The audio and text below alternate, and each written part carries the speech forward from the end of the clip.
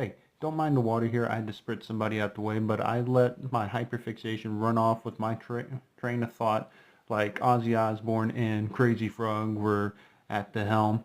And the reason for that is, look at that black powder beauty right there. Oh, it looks like fun, which is part of the poll of firearms. That might be my next acquisition. Go ahead and subscribe and go check out the poll on my channel.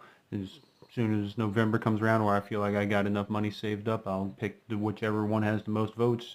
You could also vote in the comments for whichever one you might want to do, or somebody else has already put in the comments. You got a suggestion, put it there, and you can vote for it there too. And then this other one that I was thinking, I wish I would have put into the poll. Look at that top break aesthetic there. Ooh, which led me down a rabbit hole of what firearms came before what and how it all started.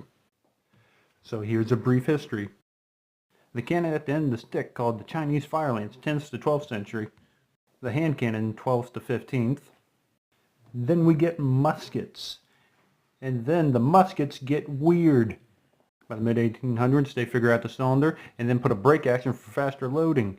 And then after that, then someone realizes that that joint right here on the brake actions is a weak point that stops us from adding more and more powerful cartridges to the firearm.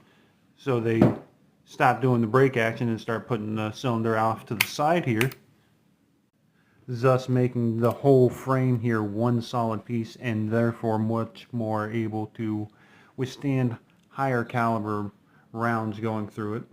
And then by the early 1900s we start getting the firearms similar to the Luger. I forget the names of the ones that actually came before the Luger, but World War I, we get things like the Luger, in the 1911 our first slide actions.